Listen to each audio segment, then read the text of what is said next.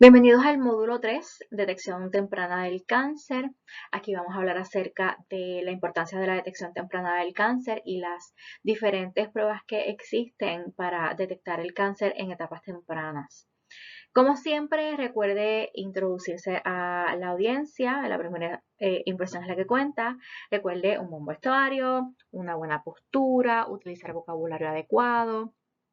Esté consciente de sus expresiones faciales y de su lenguaje corporal. Empiece saludando a la audiencia. Buenos días, buenas tardes, buenas noches.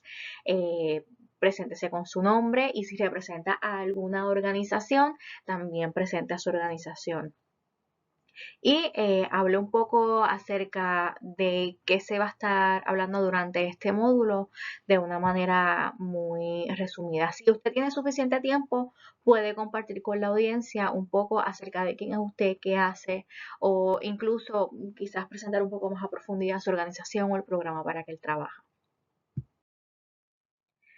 Ya sabe que siempre se comienzan los módulos ofreciendo un cuestionario inicial. Por favor, inste a su audiencia a que conteste todas las preguntas, incluso si no está muy seguro de la respuesta. Es importante que llenen todas las preguntas. Los objetivos para este módulo es que al completar esta sesión, la audiencia podrá explicar la importancia de la detección temprana, identificar al menos 2 exámenes utilizados en la detección del cáncer y describir al menos 3 síntomas de cáncer. Los objetivos son muy importantes porque mantienen el interés de la audiencia en los temas más importantes. También puede aprovechar el momento para discutir con la audiencia los tiempos de descanso, si aplica, dónde están los baños, las salidas más cercanas, qué hacer en caso de que tengan una pregunta. Usted establece las reglas para su charla. Y entonces, ¿qué es la detección temprana del cáncer? Pues es cuando se examina a una persona para ver si hay cáncer o posibles señales de cáncer antes de que haya síntomas. Es importante porque a veces las personas visitan al médico solamente cuando tienen síntomas o cuando notan algún cambio. Y aunque eso sí es importante, también es importante hacernos las pruebas de rutina antes de que uno se sienta mal o sienta cualquier síntoma. Recuerde que el cáncer no siempre da síntomas hasta que ya está muy avanzado y es más difícil de tratar. La meta de la detección temprana es descubrir y detener un tumor canceroso antes de que crezca y se extienda, o sea, de que pueda hacer una metástasis, porque las probabilidades de recuperarse totalmente son más altas si hay detección temprana y hay tratamiento temprano del cáncer. Y así el tratamiento también es menos agresivo, o sea que además de prevenir una potencial muerte, también prevenimos que el tratamiento sea tan fuerte. Las pruebas de detección temprana son herramientas efectivas en la detección temprana del cáncer. Han sido investigadas, han sido probadas y cada vez se desarrolla más investigación para mejorarlas y que sean menos invasivas. Hay ciertos tipos de cáncer que tienen exámenes específicos que ayudan en la detección temprana del cáncer. ¿Y por qué decimos esto? Porque no todos los cánceres tienen una prueba de detección temprana. Hay unas bien específicas. Esto no quiere decir que si usted tiene síntomas fuera de las pruebas de detección temprana ya existentes, ese cáncer no puede ser detectado. Solo que no existen las pruebas de detección temprana, que lo que significa es que antes de que haya síntomas. Existen unas guías oficiales que ofrecen recomendaciones sobre cuándo comenzar a hacerse estas pruebas de detección temprana y con qué frecuencia. Estas guías tienden a hacer estas recomendaciones para público general, que es lo que usted va a escuchar por ahí regularmente en los medios. Son las guías para persona promedio, o sea, personas que no tenemos riesgos añadidos, como por ejemplo personas que fuman, personas que consumen alcohol en exceso o personas con historial familiar. Si usted tiene otros factores de riesgo, estas guías pueden cambiar y el médico puede decidir hacerle las pruebas antes de lo establecido para las personas promedio o hacerlas con más frecuencia. Todo esto se establece en esas guías oficiales, cuáles son las excepciones, cuál es lo que se va a hacer para el público general o promedio, y estas guías se desarrollan a nivel gubernamental y también a nivel privado. Se utilizan las guías de lo que se conoce como el US Preventive Services Task Force o el USPSTF, que son las que van a ver regularmente durante esta presentación. También está la American Cancer Society o la Sociedad Americana contra el Cáncer, que ellos también desarrollan guías de cuidado. Estas guías de cuidado se desarrollan con investigación. Esto no se lo inventan ellos y aleatoriamente dicen, pues vamos a comenzar a hacer las pruebas a esta edad. No, ellos se dejan llevar por los datos que existen de cuando las personas están desarrollando más estos tipos de cánceres, a qué edades están falleciendo, entre otras investigaciones que ellos hacen acerca de cuándo es más adecuado que las personas se hagan las pruebas de detección temprana. En este módulo usted va a ver que nosotros nos dejamos llevar por las guías del US Preventive Services Task Force. Si ellos no tienen alguna guía o la guía está en proceso de revisión, porque recordemos, la ciencia se prueba constantemente en investigación, si están en proceso, pues a lo mejor utilizamos las guías de American Cancer Society o también hay colegios profesionales como colegios médicos que podrían llegar a desarrollar guías, no es tan común, pero también ellos apoyan ciertas guías en específico.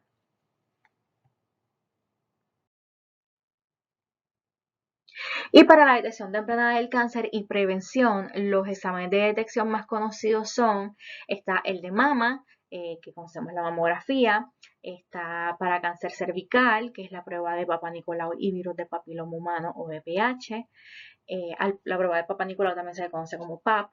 Para cáncer colorectal está la prueba de examen de sangre oculta o de ADN en heces, la sigmoidoscopía y la colonoscopía.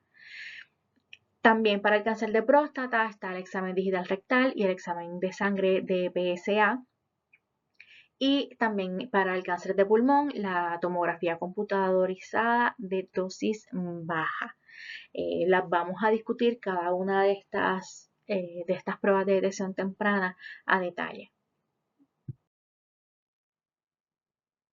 Las personas deben hablar con su doctor sobre las pruebas de detección temprana, sobre cuándo comenzar a hacerse las pruebas, los exámenes que se deben realizar, los beneficios y los riesgos de cada prueba y con qué frecuencia tienen que programar las citas para hacerse estas pruebas. Estos son puntos claves. Siempre es importante que usted hable con su médico y, como mencioné anteriormente, dependiendo de su historial familiar y personal y otros factores de riesgo, puede ser que su doctor quiera comenzar a hacerle pruebas antes de lo discutido en el día de hoy. Y la información que damos aquí, recuerde, no es sustituto de una visita al médico, así que recalque eso a su audiencia. Es importante que ellos confirmen si tienen alguna preocupación con sus proveedores de salud. Así que hablemos acerca de las pruebas de detección temprana para cáncer de mama. Sabemos que 1 de cada 9 mujeres hispanas desarrollará cáncer de mama o de seno en algún momento de sus vidas. Y la mamografía es la mejor herramienta existente para encontrar el cáncer de mama antes de que aparezcan otros síntomas. Es la mejor herramienta que existe, es el estándar de oro para la detección del cáncer de mama. Y la mamografía es una radiografía de cada mama, de cada seno. Se utiliza para encontrar cambios en las mamas en las mujeres sin síntomas de cáncer y la mayoría de las mujeres obtienen 2 radiografías de cada mama. Si la mamografía reciente revela un cambio, si su proveedor de salud revela un cambio, él o ella va a recomendar quizás una mamografía de diagnóstico u otra prueba de diagnóstico para obtener más claridad. No necesariamente que haya un hallazgo en la mamografía significa que hay cáncer, pero es importante hacer las pruebas de seguimiento. Como ven en la imagen, en la ilustración, la mujer se acerca a la máquina, va a poner la mama encima de una mesa y la mama va a ser aplastada levemente. No se debe aplastar mucho, no se supone, es incómodo, pero no debería doler mucho. Así que se aplasta la mama y se saca la radiografía. Luego la máquina, la ven en la ilustración que está plana, luego se vira de forma vertical y la mama se le pone de un lado en la mesa de color oscuro y es luego aplastada para aplastarla del otro lado. Y así cada mama. Y pues, ¿qué dicen las guías oficiales acerca de cuándo comenzar a hacerse las mamografías? Pues dicen que se debe comenzar a los 40 años hasta los 74 años y hacérsela cada 2 años, es la recomendación. Recuerde, si usted tiene otros factores de riesgo, esta recomendación puede cambiar. Y continuamos con el examen de detección temprana para cáncer cervical. Los estudios demuestran que los exámenes de detección del cáncer de cervix o cáncer cervical o cáncer de cuello uterino han disminuido los casos y las muertes por este cáncer. En esta parte es importante que usted utilice la lámina que está en la diapositiva de dónde se encuentra el cuello uterino o la cervix. El cuello uterino es la parte más baja del útero que conecta con la vagina. No muchas personas entienden o saben dónde queda el cuello uterino o la cervix. Así que es bien importante que usted cuando esté ofreciendo la charla le señale en la imagen dónde es que está el cervix y el útero y que de ahí es que hacen la prueba. La gente tiende a confundir mucho la prueba de cuello uterino con que también puede detectar cáncer de ovario, cáncer de útero o cualquier otro tipo de cáncer relacionado al área reproductiva y no es así, es solamente de esa área en particular. Así que encuentro bastante efectivo que cuando les muestras la parte anatómica, ellos entienden un poco mejor cuando les explicas acerca de la prueba y de qué es exactamente lo que detecta. La prueba del Papa Nicolau lleva disponible desde el 1950 y desde su entonces ha ayudado a disminuir las tasas de muerte de cáncer cervical en más de un 75%. Esta prueba, la del PAP, detecta cambios celulares o células anormales en el cervix. Empieza a detectar esos cambios que empiezan a ocurrir a nivel de células, pero no detecta el virus de papiloma humano, que es un virus que está relacionado a el desarrollo de cáncer en el cervix. Para detectar la prueba de virus de papiloma humano hay que hacerse la prueba de virus de papiloma humano en el cervix. Ambas pruebas se realizan de la misma manera, pero son pruebas distintas.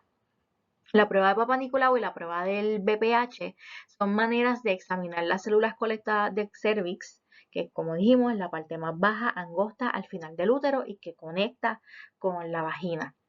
En el examen pélvico se examina lo que es el útero, la vagina, las trompas de falopio, vejiga y recto se palpan para sentir cualquier anormalidad en su tamaño y forma.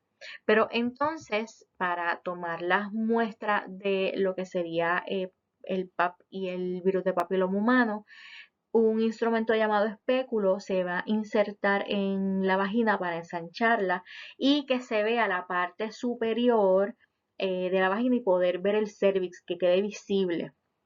Se va a tomar una muestra de las células del cervix con un raspador de madera o un cepillo pequeño para el cervix. No debería doler, puede causar molestia, pero no debería doler. Y esta muestra se envía para laboratorio para su análisis. Los cambios en las células pueden casi siempre ser tratados. La mayoría de los cambios en el cervix, como mencionamos anteriormente, suelen ocurrir muy despacio. Así que por eso hablamos de que el cáncer cervical puede ser prevenible, porque podemos empezar a ver cambios antes de que se vuelvan cáncer. Y si se hace la prueba del virus de papiloma humano, usted puede saber si tiene alguna infección que la pueda llevar a desarrollar cáncer en algún momento y a estar más pendiente de si hay cambios, ¿verdad? Porque no hay tratamiento para el virus de papiloma humano, pero sí podemos saber si hay un contagio y estar más conscientes. Recuerden que ciertos factores de riesgo pueden cambiar cómo se hacen las pruebas de detección temprana y con qué frecuencia. Entonces, ¿qué nos dicen las guías acerca de cuándo comenzar a hacerse la prueba de detección temprana de cáncer cervical y cada cuánto? Pues se recomienda que la primera prueba se haga a los 21 años, pero varía según la edad. Así que estar bien pendiente a esto. de 21 a 29 años se hace una prueba de Papa Nicolau o de PAP cada 3 años. Luego de las edades de los 30 a los 65 años se hace una prueba de VPH cada 5 años y esa es la recomendación general. Pero si no hay prueba de VPH disponible, se puede hacer una prueba combinada de VPH cada 5 años o se puede hacer la prueba del Papa Nicolau cada 3 años. Así que es importante que usted le diga a su audiencia que ellos necesitan ser participativos en su cuidado de salud, necesitan ser proactivos en su cuidado de salud y saber qué tipo de prueba le está haciendo su médico. Que no teman preguntar qué tipo de prueba le están haciendo porque ellos necesitan mantener no solamente en el récord médico, sino también en sus calendarios cuando tienen que hacerse su cita y eso va a variar según la prueba que le esté haciendo el médico. ¿Okay? Hay excepciones para la prueba de cáncer cervical. Existen recomendaciones de si usted a pacientes de VIH, si ha estado expuesto a la medicina DES, que es una medicina que se ofrecía en los años 70 para el manejo de náuseas en mujeres embarazadas, entre otras excepciones que existen, que entonces cambiaría cuándo se comienzan a hacer las pruebas y cada cuánto. Por favor, miren las notas de las presentaciones y el handout que le ofrecemos con el módulo porque ahí hay más información acerca de las pruebas de detección temprana e incluso de lo que son las excepciones para hacerse las pruebas. Continuamos con el examen de detección temprana para cáncer colorectal. El cáncer colorectal es una de las causas más comunes de muerte por cáncer entre hombres y mujeres y los estudios demuestran que realizar exámenes de detección temprana para el cáncer colorectal puede disminuir el número de muertes por esta enfermedad. Y este cáncer es otro cáncer que es prevenible si usted se hace las pruebas de detección temprana con el tiempo requerido. En este momento usted también puede tomarse el momento de señalar anatómicamente cuál es el colon, que el colon es lo que conocemos como el intestino grueso, toda esa parte del intestino grueso se conoce como colon, y lo que conecta abajo, que es el recto, y luego está el ano. Cuando hablamos de cáncer colorectal, es toda esa parte de ahí. Usted lo señala durante la charla porque no muchas veces la gente entiende exactamente qué es el colon y cuando estamos hablando de las pruebas de detección temprana, sobre todo las estructurales que lo van a ver, es importante que ellos sepan que hasta dónde llegan esas pruebas. Existen varios exámenes que se pueden utilizar para la detección temprana del cáncer colorectal, como es el examen de sangre oculta en excreta o ADN en la excreta. Están los exámenes estructurales, que les había mencionado anteriormente, como la sigmoidoscopía, la colonoscopía y la colonoscopía virtual. Tanto el US Preventive Services Task Force como la Sociedad Americana contra el Cáncer recomiendan comenzar a hacerse estas pruebas a partir de los 45 años de edad. La colonoscopía es un procedimiento requerido para confirmar los hallazgos de cualquier otro examen. ¿A qué nos referimos? Usted puede elegir hacerse exámenes de sangre oculta, que son una vez al año a partir de los 45 años hasta los 75 años de edad, pero si usted tiene algún hallazgo que necesite ser revisado, le van a mandar a hacerse una colonoscopía y lo mismo con las demás pruebas. Si usted se hace una sigmoidoscopía, una colonoscopía virtual y hay algún hallazgo raro en estas pruebas, le van a dar una orden médica para que se realice una colonoscopía. Es posible que algunas personas deban comenzar a hacerse las pruebas de detección antes de los 45 años, sobre todo si tienen enfermedad inflamatoria intestinal como la enfermedad de Crohn o colitis ulcerosa, antecedentes personales o familiares de cáncer colorectal o pólipos colorectales, o tienen síndromes genéticos como poliposis adenomatosa familiar o cáncer colorectal hereditario sin poliposis, que se conoce como síndrome de Lynch. Para las personas que tienen un alto riesgo de desarrollo de cáncer colorectal, las colonoscopías son el único examen de detección recomendado. Los exámenes de sangre en la excreta se diseñaron para detectar señales de cáncer en las muestras de excremento, heces o material fecal. No son exámenes invasivos y por eso mucha gente los prefiere. No requieren una preparación previa del intestino. Sin embargo, tienen una menor probabilidad de detectar pólipos para la prevención del cáncer colorectal. Los pólipos son importantes porque es el pólipo que se desarrollan en los intestinos que algunos podrían volverse cancerosos. Estos exámenes son para personas con un riesgo normal. Recuerden en la diapositiva anterior que hablamos que hay unas personas que tienen unos riesgos, que esos van a requerir colonoscopia sí o sí. Ya si usted tiene un riesgo promedio, usted se puede hacer cualquiera de estas pruebas. Y cuando hablamos de estas pruebas, estamos hablando de dos distintas. Está la FIT y está la FOBT. Cuando hablamos de la FIT, estamos hablando de que se realiza una vez al año. Cuando usted se vaya a hacer esta prueba, usted no necesita preparación previa. O sea, no va a haber restricciones en la dieta ni de medicamentos. Solo se colecta una pequeña muestra de un movimiento intestinal. O sea, una sola vez que usted vaya al baño, se va a colectar una pequeña muestra. Y esto usted se lo hace en su casa y lo lleva al laboratorio.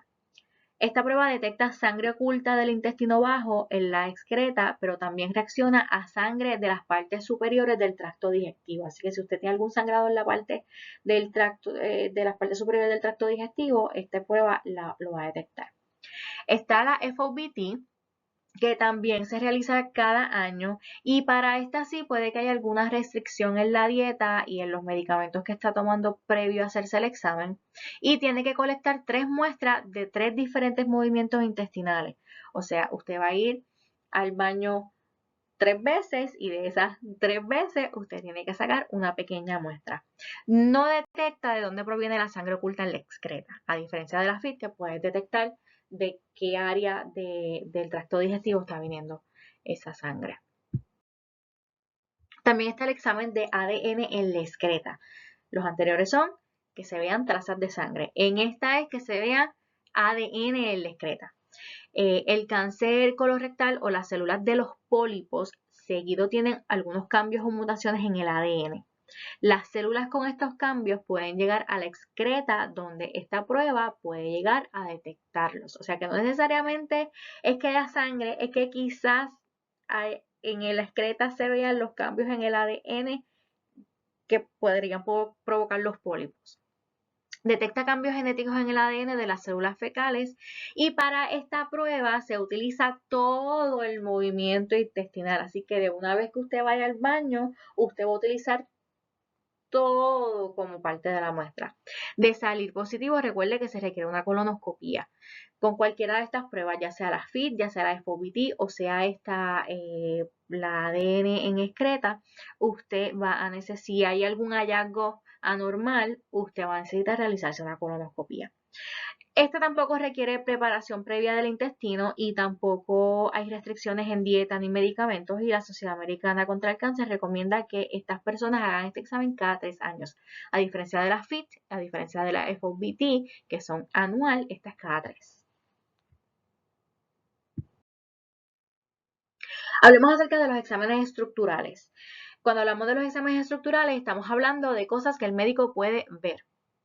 Estos exámenes estructurales hallan pólipos y cáncer colorectal por medio de una colonoscopia o de imágenes radiológicas.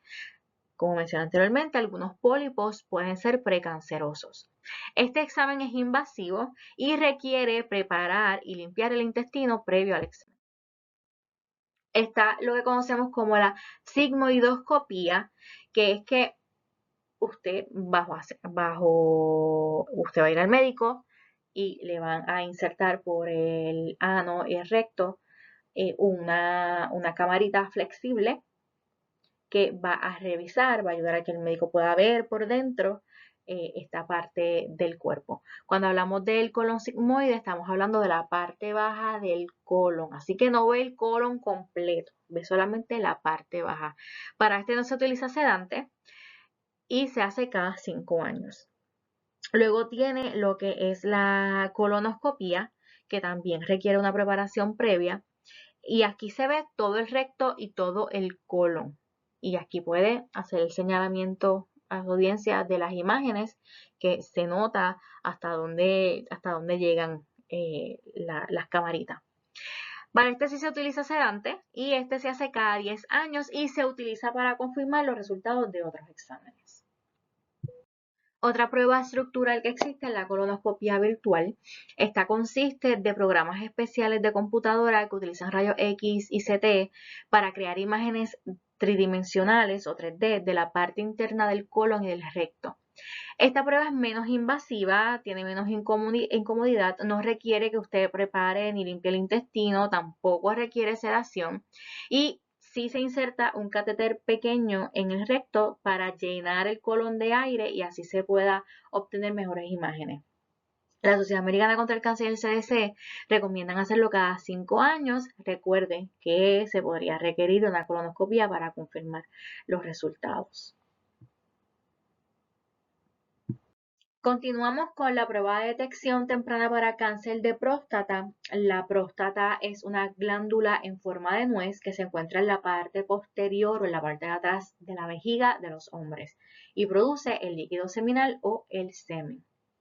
Este cáncer es un cáncer al que deberíamos estar un poquito más pendientes en nuestras comunidades hispanas y latinas porque estamos viendo tasas cada vez más elevadas de diagnósticos y mortalidad por este cáncer en hombres, sobre todo en hombres puertorriqueños y que tienen ascendencia afrocaribeña.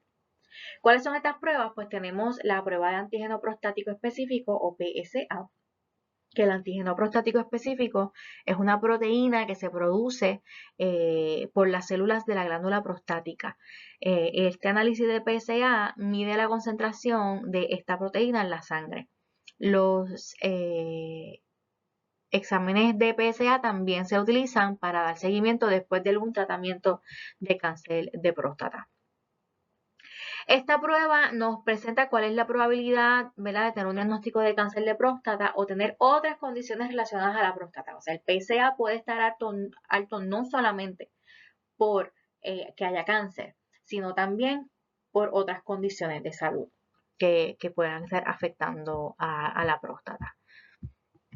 Se realiza una vez al año a partir de los 50 años, desde los 40, si es que hay antecedentes familiares, y hay factores como la edad y la raza que pueden influir en los niveles de PSA. Hay razas que tienden a tener sus niveles de PSA elevados y también es normal que según se va avanzando en edad, los niveles de PSA sean elevados también. Así que la prueba de PSA sola no es suficiente para detectar el cáncer de próstata. Se necesitan hacer otras pruebas como lo es la prueba del tacto rectal, que es indispensable. Y hablemos acerca de la prueba de tacto rectal o la DRE, como se le conoce en inglés. Si usted tiene audiencia de hombres, usted va a ver que hablar de esto va a ser un poco controversial. Sabemos que culturalmente este es un tema difícil para los hombres latinos e hispanos, pero es importante que se les hable acerca de esta prueba y de la importancia que tiene. A menudo los cánceres de próstata comienzan en la parte de atrás, en la parte posterior de la próstata y pueden palparse si se hace la prueba o el examen digital del recto. En esta prueba el médico se va a poner un guante que va a lubricar, el hombre se va a recostar de lado y el médico va a introducir el dedo cubierto con lubricante en el recto y va a palpar la próstata. Lo que va a buscar es cualquier abultamiento, endurecimiento o incluso que haya dolor en la próstata, cualquier otro tipo de cambio. Esta prueba se realiza una vez al año a partir de los 50 años, desde los 40 si es que hay antecedentes familiares. Y junto con la prueba del PSA podría arrojar más luz acerca de si hay un posible diagnóstico de cáncer de próstata. Posiblemente para diagnosticar el cáncer de próstata haga falta hacer más pruebas posterior a estas, pero estas son los que van a dar, ¿verdad?, abrir esa puerta en caso de que se necesite más tratamiento. Es bien importante que las personas sepan que si un cáncer detectado a tiempo, un cáncer de próstata detectado a tiempo, la sobrevida, o sea, la posibilidad de sobrevivir es de un 100%. Así que no podemos dejar que, ¿verdad?, factores externos como la cultura se interpongan en nuestra salud, en nuestro bienestar. Así que es importante que eduquemos a los hombres a que se hagan este tipo de pruebas. Entonces vamos a hacer una pausa y vamos a hablar acerca del caso de María. María es un personaje ficticio, por supuesto. Este es el momento que usted tiene para ver cómo es que la audiencia ha recibido la información que usted le ha dado, porque es un montón de información, así que podemos utilizar esto a modo de repaso. Es un momento para interactuar con la audiencia, también para hacer preguntas, aclarar dudas, que le hagan preguntas a usted. Como le mencioné, es el caso de María, pero si usted tiene una audiencia predominantemente de hombres, al final de esta presentación hay un slide que habla sobre el caso de José, que puede utilizarla, puede reemplazar esta diapositiva por la diapositiva de José. Y hablamos de María, que María tiene 55 años de edad, acaba de ser revisada por su doctor. ¿Qué exámenes de detección de cáncer cree que le mandó a hacerse el doctor? Y ahí espera. Usted espera por lo menos como unos 10 segundos sin hacer más preguntas. Silencio. A que la gente como que procese la pregunta y le pueda contestar. Si después de 10 segundos no le ha contestado, usted quizás puede refrasear la pregunta, quizás abundar un poquito más o a preguntar acerca de qué dudas tienen, dónde tienen dudas. Así que, ¿qué pruebas le mandaron a hacer a María? Pues una mamografía, tuvo una hace 2 años, el resultado fue normal, ¿verdad? Asumiendo que ya fue hace 2 años que se le hicieron. Una prueba del PAP, la última vez que tuvo una fue hace 6 años, pero y su resultado fue normal.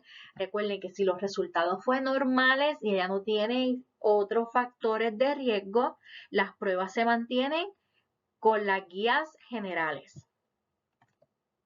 Y una colonoscopía porque ella tiene 55 años y María no ha tenido ningún tipo de examen de detección para cáncer de colon desde que cumplió los 50 años.